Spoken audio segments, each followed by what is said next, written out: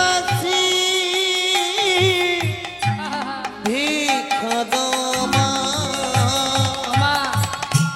সে বাড়ির মানুষ আবার বলা বলি করছে, এই শোন শোন শোন, এই ভিখারিকে তো আগে কখনো দেখিনি। চেনা চেনা মনে সুদামার বউ। হায় হায় হায় হায়, নিজে ভিক্ষা পায় না বলে নিজের বউটাকে পথে নামিয়ে দিয়েছে। এই যে যার স্বামী সত্যবাদী, সত্য ছাড়া মিথ্যা বলে না, সদা সর্বদাই সৎ পথে চলে, সত্য কথা বলে, বলি তাকে কেন ভিক্ষা করে খেতে হয় বাপু? আমরা অনেক কষ্ট করে রোজগার করি। যাও যাও, এ বাড়ি ভিক্ষা হবে না, অন্য বাড়ি যাও। সুশীলা বললে, দেখো ঠিকই বলেছ তোমরা, আমার স্বামী সত্যবাদী, সে কখনো মিথ্যা বলে না, আমিও তার স্ত্রী, তোমাদের মিথ্যা বলবো না। আজ আমি কেন এসেছি জানো? আজ যদি তোমরা আমাকে ভিক্ষা দাও, এই ভিক্ষা আমরা কেউ খাবো না। ওগো তোমাদের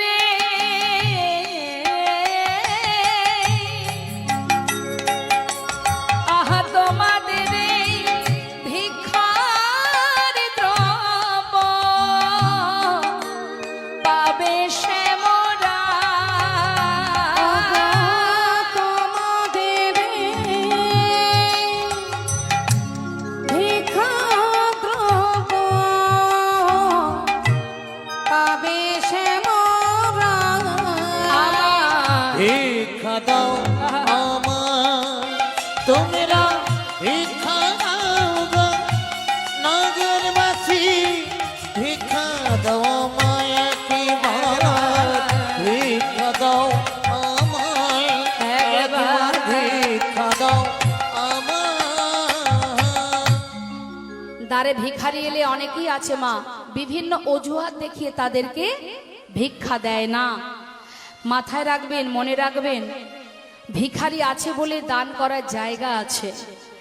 আপনার থাকতে পারে অনেক, কিন্তু দান করার জায়গা না থাকলে কোথায় দান করবেন? দান করা মানেই পুণ্য অর্জন করা। গ্রামে ভিখারি না থাকলে দান তো তাদেরকেই করা হয় যাদের নেই। বস্ত্রদান, অন্নদান, শীতের দিনে যে দেখবেন অনেকে কম্বল দান করে, কাদের দেয়? যাদের নেই তাদেরকে দান করা হয়। তা গ্রামে এলাকায় যদি ভিখারি থাকে তবেই তো আপনি দান করবেন। আর যদি কখনো ভিখারি দ্বারে আসে, কখনো ফিরিয়ে দেবেন না। আপনার সামর্থ্য অনুযায়ী কিছু না কিছু দান করবেন। দান করলে কখনো কম হয় না, দান করলে আরো বেশি কৃপা পাবেন, আপনি তার আশীর্বাদ পাবেন। তাই ভিখারি দ্বারে এলে কখনো ফিরিয়ে দেবেন না। দিও কিঞ্চিত, না করিও বঞ্চিত। তাই এবার যেই না বলেছে, কিছু কিছু মা, এক এলাকার মধ্যে সবাই তো আর এক রকমের মনের মানুষ হয় না। কিছু কিছু ভক্ত পরিবার থেকে তারা ভাবলেন, যাক, সুদামা যেমন সত্যবাদী, তার স্ত্রী যে কথাটা বলছে হয়তো সত্য হতেই পারে, তা চল আজ আমরা কিছু তাকে ভিক্ষা দিয়ে আসি। শুকনো চিড়ে সুদামার স্ত্রীরা চলে দিয়েছে। সেই চিড়েগুলো নিয়ে মা ঘরে ফিরেছে। ঘরে ফিরে স্বামীকে বললেন, স্বামী, আজকের এই ভিক্ষা থেকে তুমিও কিছু খাবে না, সন্তানেরাও খাবে না, আমিও খাবো না। আজকের যা ভিক্ষা পেয়েছি পুরোটাই তুমি তোমার বন্ধুর জন্য নিয়ে যাবে। দেবে কি করে মা? দেওয়ার পাত্র কি আছে? নিজের অঙ্গে যে বস্ত্র, তার থেকে কিছুটা অংশ ছিঁড়ে তার মধ্যে পুটুলি বেঁধে স্বামীর হাতে তুলে দিয়েছে।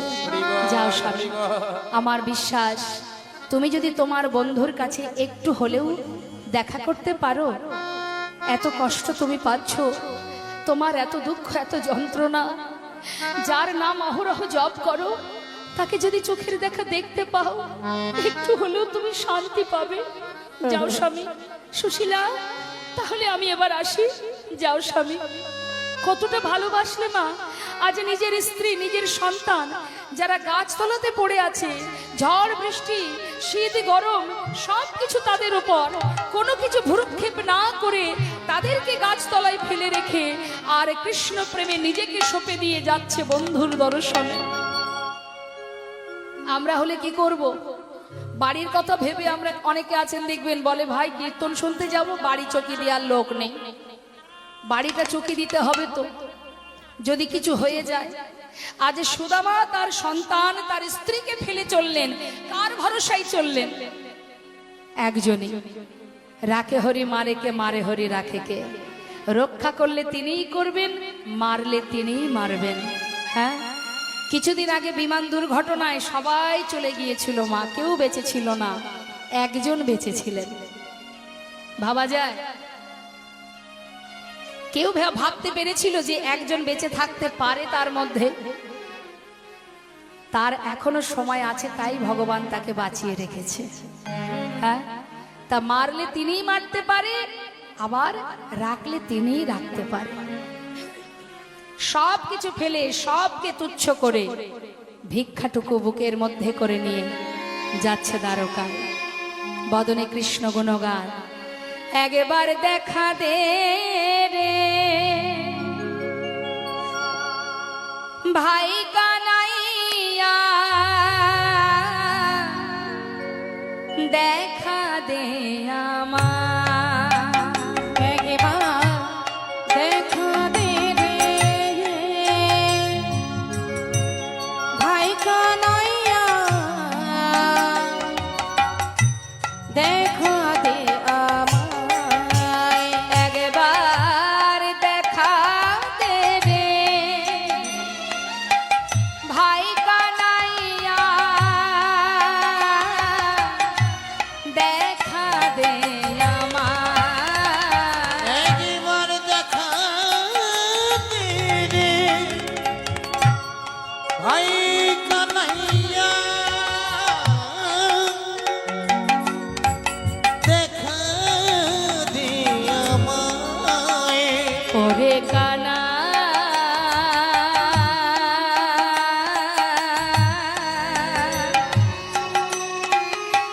ওরে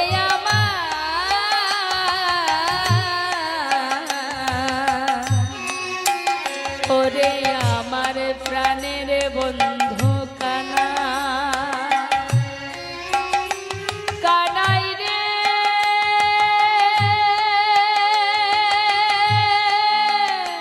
কানাই রে, ওরে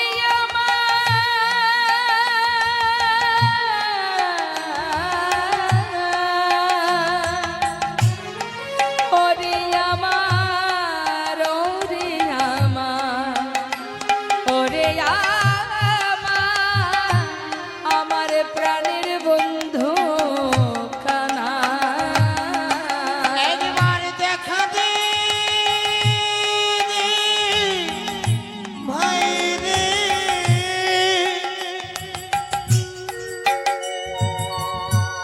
আমি বহুদিন তোরে দেখি নাই ভাই, ওরে ভাই কানাই, একবার দেখা দে,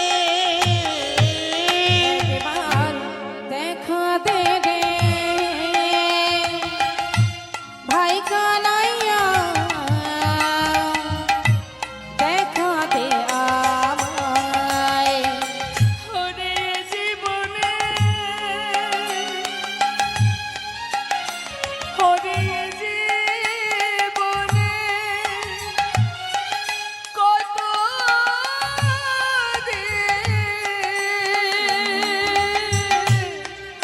দেখিনি তোমার, ভাই রে জীবনে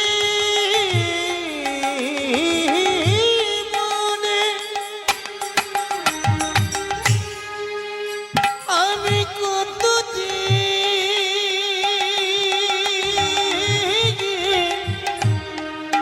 দেখিনি তোমার, দেখা দে আমার, একবার দেখা দে রে ভাই কানাইয়া, দেখা দে আমার, একবার দেখা দে আমায়, একবার দেখা দে আমায়। পথে যায় আর মনে মনে চিন্তা করে, চিনতে পারবে বন্ধু আমায়? সে তো কত বড় রাজা, ভুলে যায়নি তো আমাকে।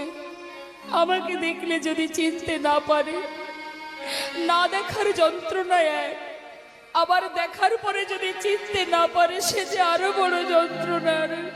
কি করব আমি? ফিরে যাই, এক মনে ভাবছে ফিরে যায়, আর এক মনে চিন্তা করছে না না এসেছি যখন একবার যেয়ে দেখি। অন্তর্যামী ভগবানকে জানতে পারছে না মা যে তার ভক্ত পথে এসে কাঁদছে। সোনার সিংহাসনে বসে বসে গোবিন্দ নয়নের জলে মুখ ভাসিয়ে কাঁদছে। রুক্মিণী সত্যভামা পাশে বসে বলছে, স্বামী তোমার ভক্ত কাঁদছে, তুমিও কাঁদছো, একবার তো পারো তার সামনে গিয়ে দেখা দিতে। রুক্মিণী, আমার বন্ধু সে যে আমার কাছে আসছে, আমি যদি তার কাছে যাই সে তো আর আসবে না, সময় না হলে আমি যেতে পারবো না। রুক্মিণী, আর একটুখানি অপেক্ষা করো। রুক্মিণী বলছে, স্বামী আর কত কষ্ট দেবে তাকে? সব ফেলে তোমার জন্য পাগলের ন্যায় বুক ভরা আশা নিয়ে ছুটে আসছে। অনাহারে যার দিন কেটে যায় না খেয়ে খালি পায়ে তোমার দর্শনে পাগলের ন্যায় দ্বারকায়, তুমি একবার তাকে কৃপা করো। রুক্মিণী, এত পথ যখন আমার বন্ধু এসেছে, আর একটুখানি অপেক্ষা করো। দ্বারে এসে দাঁড়ালেই আমি চলে যাব। সুদামা যাকে পারছে জিজ্ঞাসা করছে, বলো না গো দ্বারকা যাব কোন পথে? সবাই পথ দেখায়, বৃন্দাবন থেকে দ্বারকা মা খালি পায়ে চলেছে, কোনো দিকে লক্ষ্য নেই, পায়ের তলায় কত কাটা রুধির ঝরছে, কোনো দিকে তার লক্ষ্য নেই, শুধু কানাইকে দেখার জন্য। এমন অনুরাগ, এমন ভক্তি, যে কিনা নিজেকে সঁপে দিয়েছে গোবিন্দ চরণে। তুমি যেমনই রাখো আমি তাতেই খুশি কানাই। ছুটতে ছুটতে এসে দ্বারকায় বিশাল প্রাসাদ, প্রাসাদ দর্শন করে সুদামা চিন্তা করছে, এত বড় রাজ্যের রাজা আমার বন্ধু, আমি যে দিনের কাঙাল, যাব যে রাজভোগ সেবা করে, যে ক্ষীর ননি মাখন সেবা করে, আর আমি তার জন্য শুকনো চিড়ে এনেছি। ও যদি না খায় আমি ওকে দেব কি করে? আমি এই শুকনো চিড়ে ওকে দিতে পারবো না। নিজের বস্ত্রের আড়ালে লুকিয়ে রেখেছে দেবে না বলে। দ্বারে এসে দাঁড়িয়েছে মা, দেখছি কত প্রহরী, কত দাঁড়িয়ে আছে। সেখানে গিয়ে দাঁড়িয়েছে কাঙাল বেশ, মাথার চুল আলু থালু, সারা গায়ে মাটি কাদা নোংরা দুর্গন্ধ, পরনে একটা ছিন্ন বস্ত্র, সর্বত্রে ছেঁড়া, পাগলের বেশ দেখে দাঁড়িরা তাকে আটকে দিলেন। কি চাই? ওরে এই দাঁড়ি, ভিতরে কি এই মহলে কি আমার বন্ধু কানাই আছে? দ্বারপাল জিজ্ঞাসা করছে, কাহা সে আয়ে তুম, তোমারা নাম ক্যা হ্যায়? আমায় চিনবি না, আমি বৃন্দাবন থেকে আসছি, এখানে কি আমার বন্ধু কানাই আছে বল না। देखो इधर कोई कानाई वाना नहीं है, वो जो राजा है ना उसका नाम है कृष्ण। कृष्ण জানিস দাঁড়ি, যে কৃষ্ণ সেই কানাই। আমাকে একটু ভিতরে যেতে দে না, আমি একবার ভিতরে যাব, আমি বন্ধুর সঙ্গে দেখা করতে এসেছি। দ্বারপাল হাসছে মা, যে কিনা আমাদের এত বড় রাজা, তার বন্ধু কিনা এক ভিখারি কাঙাল, তাকে ঘাড় ধাক্কা দিয়ে তাড়িয়ে দিচ্ছে। মহাজন লীলার পাশে দাঁড়িয়ে পদাবলী করছে, দেখো দেখো ए गरीबी का हाल, कृष्ण की द्वार पे बेसवासी लेके आया हूँ, बचपन की यार है मेरा शाम, यही सोच के आस करके आया हूँ। हरि द्वार पालो कन्हैया से कह दो अरे द्वार पालो उस कन्हैया से कह दो कि द्वार पे सुदामा करीब आ गया है। द्वार पे सुदामा करीब आ गया है। अरे द्वार पालो कन्हैया से कह दो ओ अरे द्वार पालो कन्हैया से कह दो कि द्वार पे सुदामा करीब आ गया है कि द्वार पे सुदामा करीब आ गया है। भटकते भटकते ना जाने कहाँ से भटकते भटकते ना जाने कहाँ से तुम्हारी महल पे करीब आ गया है। तुम्हारे महल पे करीब आ गया है।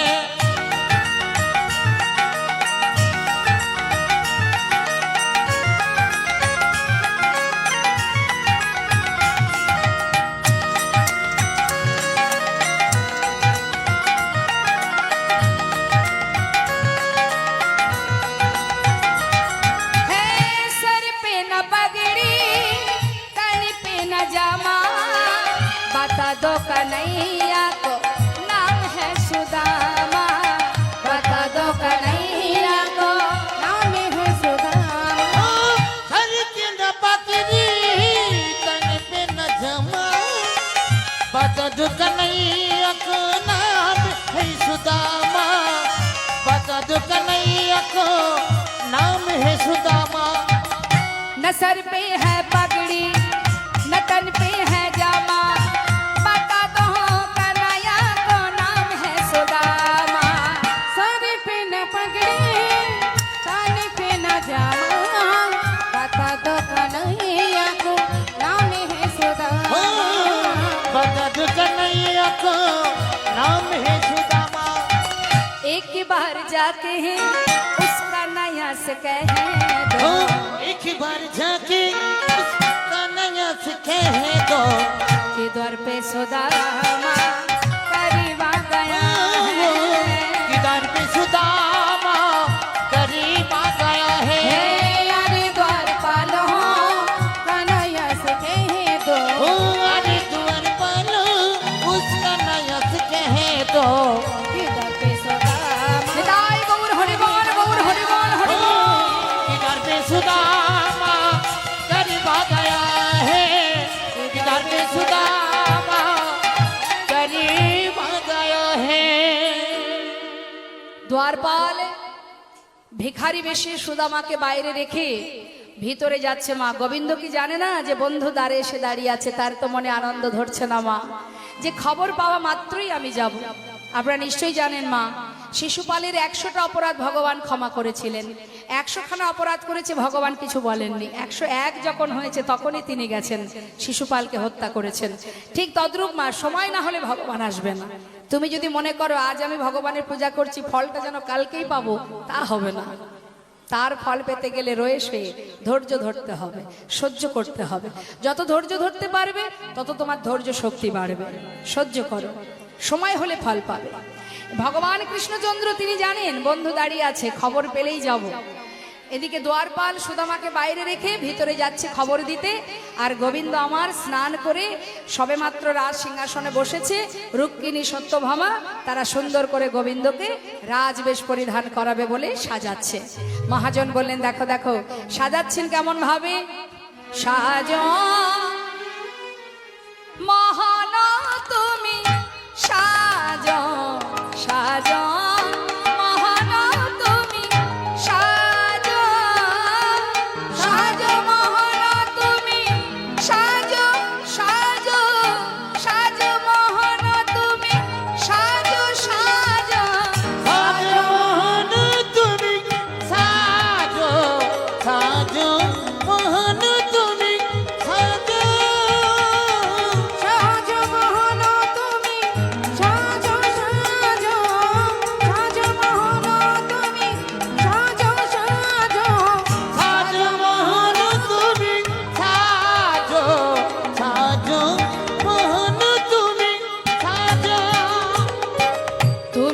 সুন্দর চিরভিলাষী তুমি চির সুন্দর চিরবিলাসী তুমি চির সুন্দর চিরভিলাষী তুমি চির সুন্দর চিরবিলাসী মাথে শিখি পাখা হাতে লোহে বাঁশি তুমি চির সুন্দর চিরবিলাসী মাথে শিখি পাখা হাতে লই বাঁশি গোকুলের কান্হা ব্রজেতে শ্রীকৃষ্ণ গোকুলের কান্হা রজিতে শ্রীকৃষ্ণ নব নব রূপে তুমি আজ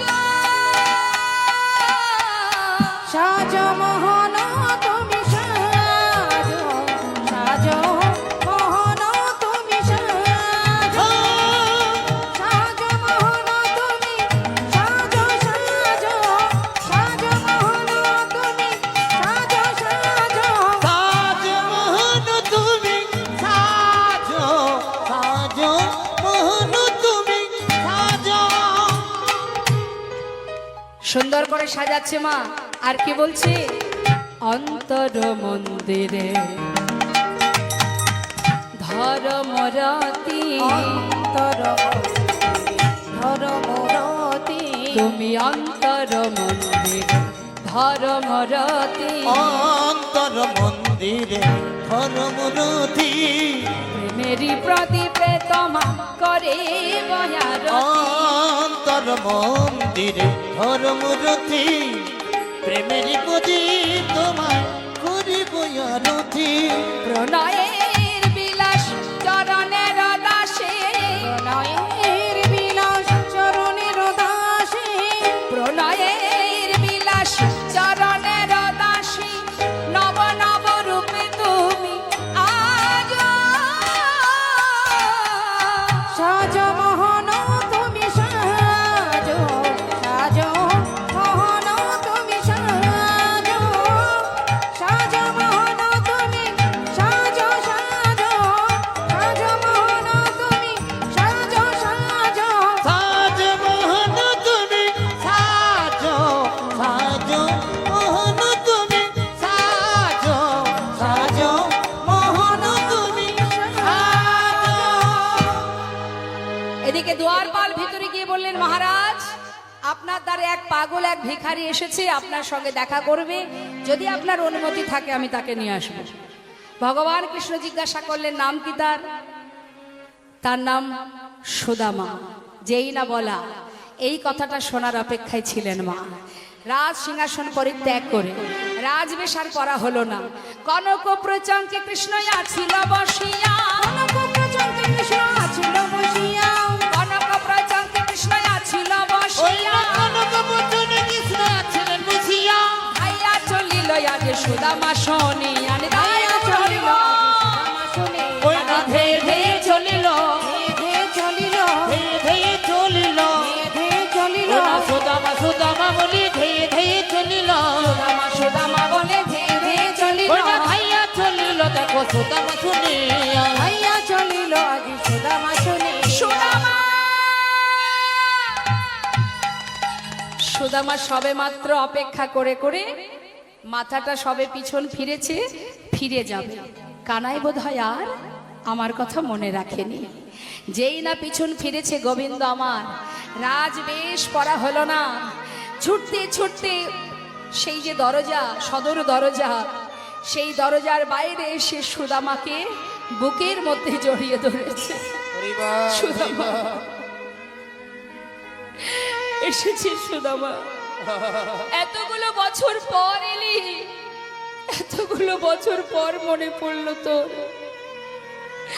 বুকের মধ্যে যখন জড়িয়ে ধরেছে মা সমস্ত তারকাবাসী দেখে অবাক যে আমাদের এত বড় রাজা এই রাজ্যের রাজা সে কিনা এক পাগল ভিখারিকে বুকে জড়িয়ে ধরেছে তাহলে আমাদের রাজার মন কত বড় সুদামাকে জড়িয়ে ধরেছে জিজ্ঞাসা করছে বন্ধু কেমন আছিস ভালো আছিস তো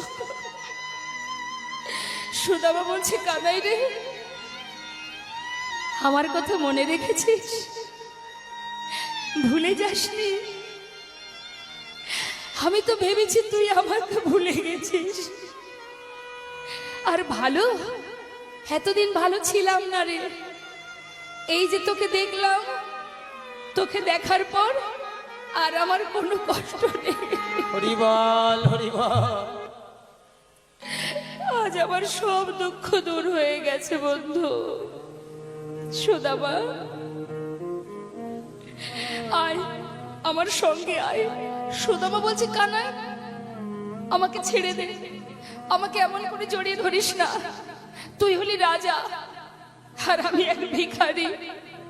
সারা গায়ে কত নোংরা দুর্গন্ধ লেগে আছে, তোর গায়ে লেগে যাবে। আরে এ কেমন কথা? বন্ধু যদি হব, তবে বন্ধু হয়ে বন্ধুর কষ্টকে যদি ভাগ করে না নিতে পারি, তাহলে কেমন বন্ধুত্ব? কিরে, না হয় একটু কাদামাটি লেগেছে, সে তো জলে ধুলেই পরিষ্কার হয়ে যায়। এর জন্য এত বছর পর তুই এসেছিস, আমি তোকে একবার জড়িয়ে ধরবো না? চল চল ভিতরে চল। না না, আমি যাব না। কানাই, আমাকে ভিতরে যেতে বলিস না। কেন জানিস? ভিতরে তোর রাজরানীরা আছে, আমি তাদের সামনে এইভাবে গিয়ে দাঁড়াতে পারবো না। আরে যাবি না মানে? কত পথ এসেছিস, যাবি না মানে কি? ওই দেখ, রানীরা সবাই বরণ ডালা নিয়ে দাঁড়িয়ে আছে তোর জন্য। চল ভিতরে চল বলছি। জোর করে সুদামাকে ধরে ভিতরে নিয়ে গেছে। সুশীলা, আহা, রুক্মিণী, সত্যভামা বরণ ডালা নিয়ে সমস্ত রানীরা দাঁড়িয়ে আছে মা। তারা সবাই মিলে সুদামাকে বরণ করলেন। বরণ করার পর এবার সুদামাকে নিয়ে গিয়ে ভগবান বসালেন সোনার সিংহাসনে। হরিবল হরিবল। রাজ সিংহাসনে, দ্বারকার রাজ সিংহাসনে।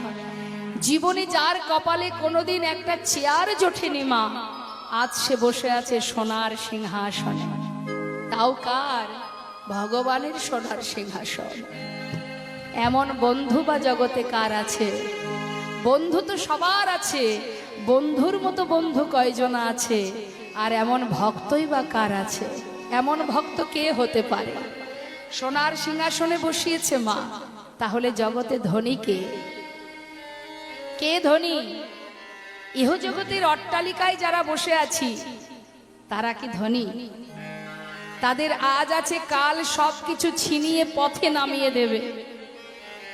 সময় হলে তোমাকে ঘর থেকে পথে নামিয়ে ওই তুলসী তলায় রেখে দেবে তোমায়। আর যিনি সারা জীবনে কৃষ্ণ ধনে ধনী হয়েছে, গাছতলাতে যার জীবন কেটেছে, সে বসে আছে আজ ভগবানের সিংহাসনে। হাত পা গুটিয়ে বসেছে মা, যাতে ছোঁয়া না লাগে। কানাই বলছে, কিরে, এইভাবে কেউ চেয়ারে বসে? ঠিক করে হাত পা ছেড়ে বস। সুদামাকে বসালেন।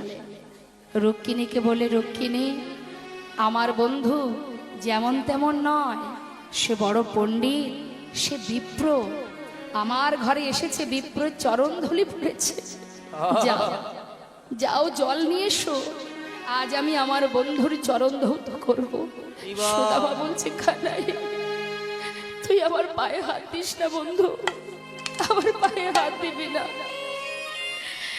গোবিন্দ বলছে, দেখ সুদামা, তুই তোর ভক্তি দিয়ে, তোর ভালোবাসা দিয়ে, তোর বন্ধুত্ব দিয়ে, পরিপূর্ণ বন্ধুত্ব দিয়ে তুই আমাকে জয় করেছিস।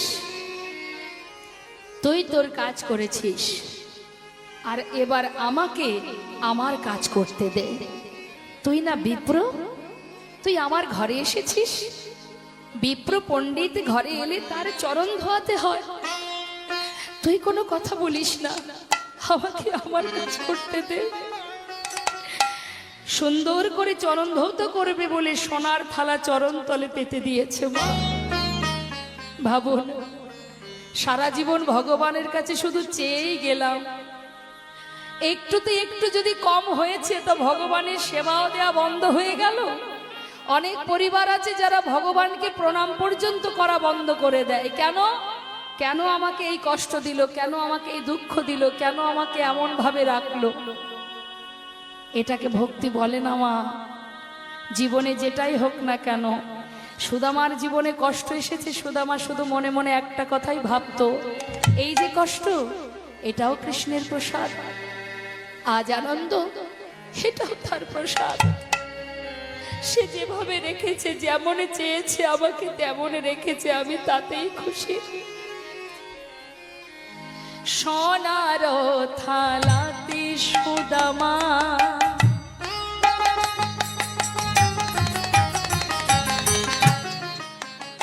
আজ চরণ রাখিল গো। সোনার থালাতে সুদামা দেখো চরণ রাখিল, স্বর্ণ ভিঙ্গারের জল চরণেতে দিল গো। সন্ন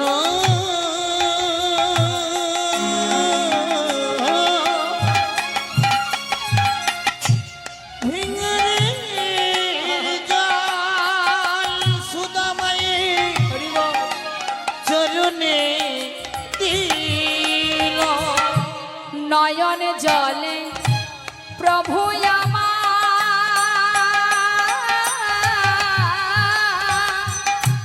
চরণ ধোয়াল,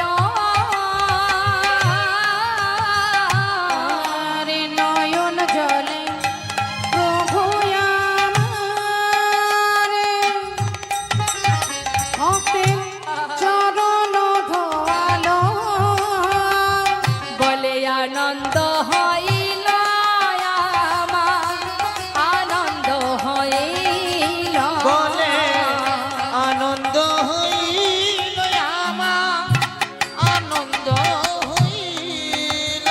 আজি আনন্দ ঘরে আজি আনন্দ ধরে না রে, ভক্তের যুগল চরণ করে লয়ে, আনন্দ ঘরে না ভক্তি রে। যুগল চরণ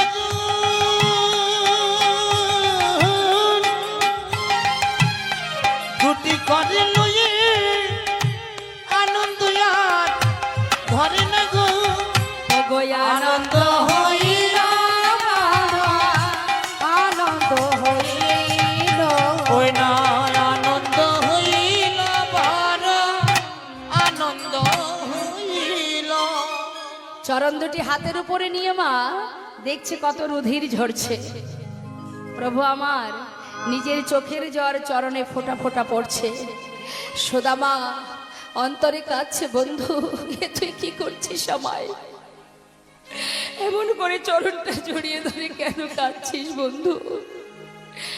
চরণের জল পড়ছে, চরণ ধোয়াচ্ছে মা, আর মনে মনে কানায় একটু ছলনা করে চতুরতা রেখে বলছে, এই সুদামা এতগুলো বছর পর এসেছিস, আমার জন্য কিছু নিয়ে আসিসনি, বল কিছু এনেছিস আমার জন্য? সুদামা বলছে, জানিস কানাই, অনেক চেষ্টা করেছিলাম কিছু তোর জন্য নিয়ে আসব, কিন্তু বিশ্বাস কর দিনহীন কাঙাল, ভিক্ষা করে কোনো রকমে দিন কাটে আমার, চেষ্টা করেও কিছু আনতে পারিনি বন্ধু। অন্তর্যামী অন্তরে জানতে পেরে মনে মনে কাঁদছে আর বলছে, বন্ধু আমার জন্য এনেছিস কিন্তু দিতে পারছিস না, হরিবল হরিবল। ভাবছিস তোর আনা শুকনো ছিঁড়ে আমি খাবো কি করে? হরি বল। তুই কি জানিস না কার সুদামা, আমার ভক্ত ভালোবেসে আমাকে যা দেয় আমি তাতেই খুশি। ওরে সবরের এঠো কুল যদি আমি খাই, যদি বিদুরের ঘরের শাক অন্ন ক্ষুধন্য আমি সেবা করি, তাহলে তোর আনা চিড়ে আমি খাবো না? তুই দিতে পারছিস না, ঠিক আছে তুই দিবি না, তাতে কি আছে? আমার জন্য এনেছিস, আমি ঠিক সময় মতো সেটা খেয়ে নেব। মুখে কিচ্ছু না বলে স্নান করিয়ে শুদ্ধ বসন পরিয়ে সুদামাকে সবেমাত্র সেবায় বসিয়েছে। যেই না সম্মুখে রাজভোগ দিয়েছে, মুখে তুলতে যাবে, হঠাৎ সুদামা কেঁদে উঠেছে। কিরে হরি বল। কাঁদছিস কেন? খা বন্ধু, সন্তানদের কথা মনে পড়ছে, স্ত্রীর কথা মনে হরি পড়ছে। বল, হরি বল। চিন্তা করিস না, ওদের কোনো খাওয়ার কষ্ট থাকবে না। আমি বলছি তুই খা, ওদের কোনো কষ্ট হবে না। বেশ, সেবা করে শয়ন মন্দিরে শয়নে গেছে মা। ক্লান্ত শরীর শুয়ে পড়েছে, শোয়া মাত্রই ঘুম এসে গেছে। দ্বারকার প্রাসাদে সবাই ঘুমিয়ে, প্রত্যেকেই ঘুমিয়ে আছে, কেউ জেগে নেই। নিরিবিলি নির্জন পরিবেশ। ভগবান নিজের শয়ন শয্যা ছেড়ে এক পা দুপা করে সুদামার মন্দিরে প্রবেশ করেছে। সুদামা শয়নে আছে, গোবিন্দ ধীরে ধীরে সুদামার চরণের পাশে গিয়ে বসেছে। হরি বল, হরি বল। চরণের পাশে বসে সুদামার চরণ দুখানি নিজের কর কমল দিয়ে সেবা দিচ্ছে, চরণ সেবা করছে। কেন? কত পথ হেঁটে এসেছে, না জানি পায়ে কত ব্যথা হয়েছে। চরণ সেবা করতে করতে দেখছে চরণ তলে কত কাটা ফুটে আছে। বন্ধু,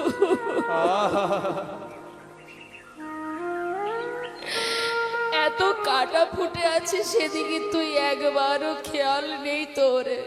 কতক্ষণে আমায় দেখতে আসবি?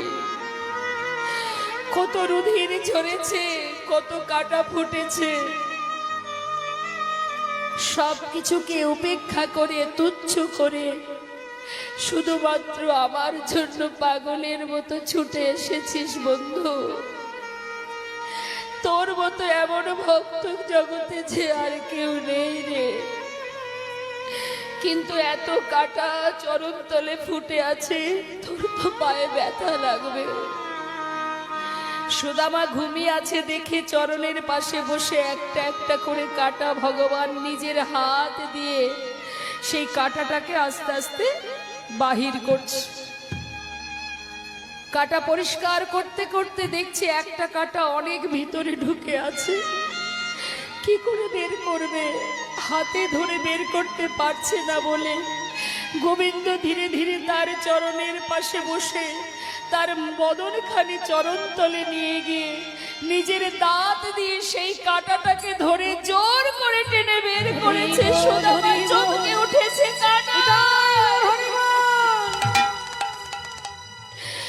কানাই, তুই আমার ঘরে কেন? আর যেই না চমকে উঠেছে মা, লুকিয়েছিল যে চুড়ের পুটুলিটা, সেটা নিচে পড়ে গেছে। কানাই বলছে, এতে কি আছে সুদামা? এর মধ্যে কি আছে দেখি তো। ছুটে গিয়ে যেই না পুটুলিটা হাতে তুলেছে, তুলে বাঁধন খুলে দেখছে তার মধ্যে চিড়ে।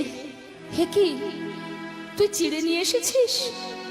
তুই না আমার বন্ধু, চিড়ে এনেছিস, আমায় দিলি না কেন? সুদামা, তুই কিন্তু আবার অন্যায় করলি, আমাকে কেন দিলি না? আরে তুই জানিস না তুই আমার কত ভালো কাজ করেছিস। প্রতিদিন ক্ষীর ননি মাখন খেতে খেতে মুখে কোনো স্বাদই নেই। এই যে তুই আমার বন্ধু, আমার জন্য চিড়ে এনেছিস, আজ চিড়েটা খেয়ে আমার মুখে স্বাদটা একটু পাল্টাবো। দাঁড়া দাঁড়া, মুখে দিতে যাবে। সুদামা বলছে, কানাই খেতে পারবি না, তুই খাস না, আমাকে ফিরিয়ে দে বলছে, ফিরিয়ে দে। যেই না মুখে দিতে যাবে মা দেখছে চিড়েগুলো ভেজানো। আরে বুদ্ধি করে ভিজিয়ে এনেছিস তাই না? বুঝেছি শুকনো চিড়ে খেতে গেলে মুখে ব্যথা লাগতে পারে, তাই বুদ্ধি করে ভিজিয়েছিস। এই না হলে কি আর আমার বন্ধু? ঠিক করেছিস। সুদামা বলেছে, কানাই রে, আমি তো চিড়ে ভিজিয়ে আনি না। তাহলে ভিজলো কি করে? ওরে কানাই, ওরে আমার প্রাণের বন্ধু, এই চিড়ের পুটুলি নিয়ে পথে আসতে আসতে তোর কথা ভাবিতে ভাবিতে আমার মনে হয় কানাই রে, আমার চোখের জলে চিড়ে ভিজে গিয়েছে, আমার চোখের জলে চিড়ে ভিজে গিয়েছে।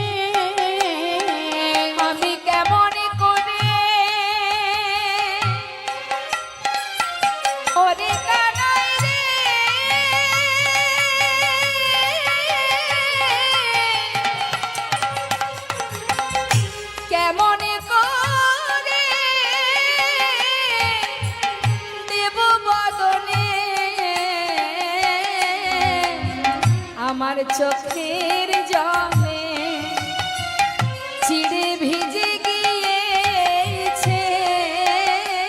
ভাই রে আমি কেমন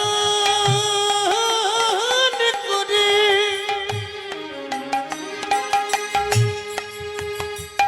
ভাই রে দেব বাদনে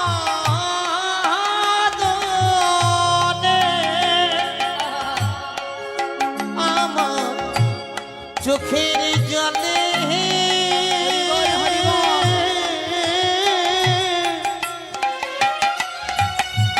চিরে ভিজে গিয়েছে। ভগবান বলেছে সুদামারে এই জগতে সবাই আমায় ক্ষীর ননি মাখন দেয়, কিন্তু চোখের জলে ভেজানো চিড়ে কেউ দেয় না। আজ আমি তোর সামনে দাঁড়িয়ে প্রতিজ্ঞা করিলাম যে চিড়ে আমায় সেবা দিতে তোর দ্বিধা হলো, মনে কৌতূহল সংকোচ হলো যে আমি তোর আনা চিড়ে খাবো না। আজ আমি তোর সামনে দাঁড়িয়ে প্রতিজ্ঞা করলাম যে চিড়ে তুই দিতে পারছিস না, আগত কলিযুগে আমি নদিয়ায় গিয়ে গৌর হব।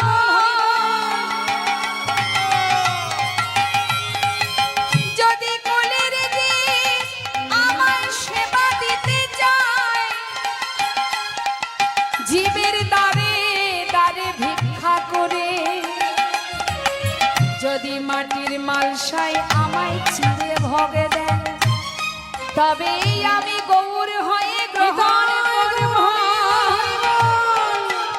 এই আমি তোর সামনে প্রতিজ্ঞা করলাম আগত কলিযুগে আমার সেবা হবে এই চিড়ে ভোগ।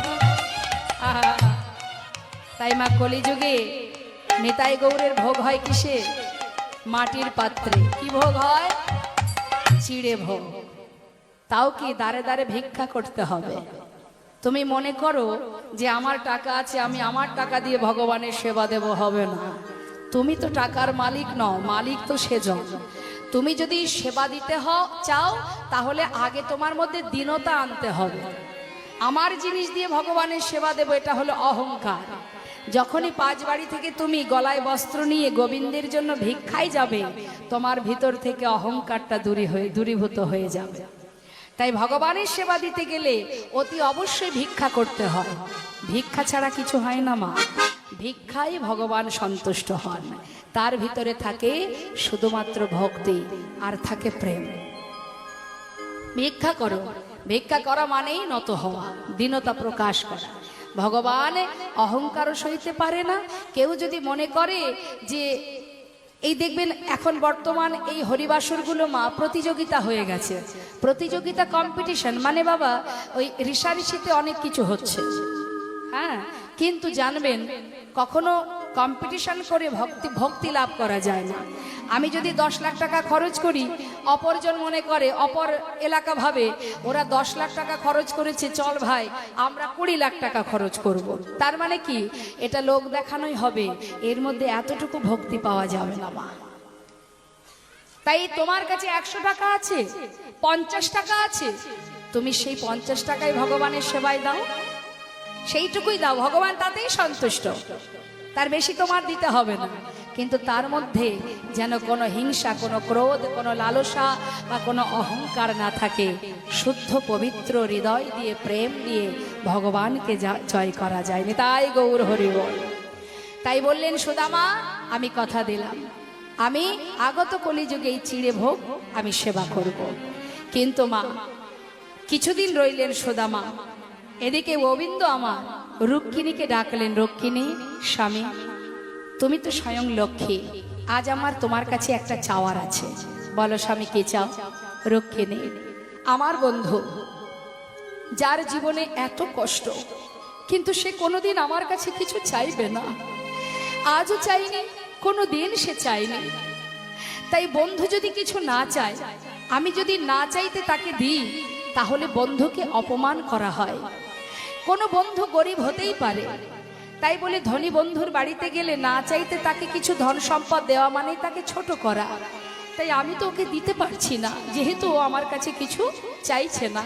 তাই তোমার কাছে আমার চাওয়া, রক্ষিণী, তুমি তো স্বয়ং লক্ষ্মী, পারবে আমার বন্ধুর সমস্ত দারিদ্রতাটা দূর করে দিয়ে তাকে আমার মতো সমসুখী সুখী করতে? রক্ষিণী বলেন, কেন পারবো না? অবশ্যই, যদি আপনার আশীর্বাদ থাকে। বিশ্বকর্মাকে সঙ্গে করে নিয়ে তখন যে সোনার প্রাসাদ বানিয়ে দিয়েছে মা, স্বর্ণ প্রাসাদ, সুদামা কিন্তু কিছুই জানে না। কিছুদিন পর সুদামা যখন বিদায় নিচ্ছে, তখন কানাইয়ের কাছে জিজ্ঞাসা করছে, কানাই, তাহলে বন্ধু এবার আমি যাই? যাবি মানে? যাবি মানে চলে যাবি মানে? আর কয়েকটা দিন থাক না? থাকতে পারবো না। এদিকে কি হচ্ছে মা, ওই যে চিড়েটা যখন সেবা করছে না, এক মুঠো চিড়ে মুখে দিয়েছে, ভক্তের ভক্তিতে ভগবান এমন ভাবে বিভোর হয়ে গেছে, স্বর্গ মর্ত পাতাল সবই সুদামাকে দিয়ে দিচ্ছে। এক মুষ্টি চিড়ে মুখে দিয়েছে, স্বর্গটাকে দান করে দিয়েছে। আর এক মুষ্টি চিড়ে মুখে দিয়েছে, মর্তটাকে তাকে দিয়ে দিয়েছে। রুক্মিণী, সত্যভামা, রাজরানীরা চিন্তা করছে, সর্বনাশ, এই ত্রিভুবন যদি সুদামার ঘাড়ে চাপিয়ে দেয়, সুদামা তো এই ত্রিভুবনকে রক্ষা করতে পারবে না। এ কি করছে প্রভু? ভাবের আবেশে ভক্তের ভক্তিতে বিভোর হয়ে আজ তার হিতাহিত জ্ঞান নেই, সে পাগল হয়ে গেছে, সর্বস্ব ভক্তকে দিয়ে দিচ্ছে। ছুটে গিয়ে রুক্মিণী সত্যভামা গোবিন্দের তৃতীয়বার যখন মুখে দিতে যাবে, তাড়াতাড়ি ছুটে গিয়ে তার হাতটা চেপে ধরেছে, ধরে বলছে, স্বামী, এই প্রসাদ তুমি একা খাবে, আমাদের দেবে না? সঙ্গে সঙ্গে গোবিন্দ আমার সবার হাতে তুলে দিয়ে বললেন, তোমরা সমান ভাগে ভাগ করে খাও। তাই মা, ভগবানকে যদি কোনো ভক্ত একবার তার মনকে জয় করে ফেলে, সে পাগল হয়ে যায়। তার প্রমাণ ছোট্ট 5 বছরের ছেলে প্রহ্লাদ, যখন হিরণ্যকশিপু তাকে প্রাণে মারার জন্য নানাবিধ ফন্দি আটতে লাগলেন, নরসিংহ মূর্তি ধারণ করে, হিংস্র রূপ ধারণ করে প্রভু আমার তাকে তো প্রাণে মারলেন, সমস্ত কিছু লণ্ডভণ্ড করে দিচ্ছেন, কেউ এসে তাকে শান্ত করতে পারছে না। অবশেষে এই 12 ছোট্ট ছেলে প্রহ্লাদ, 5 বছরের শিশু, প্রভুর কাছে এসে বললেন, প্রভু তুমি শান্ত হও।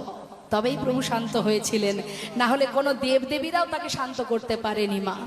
তাই যেই কিনা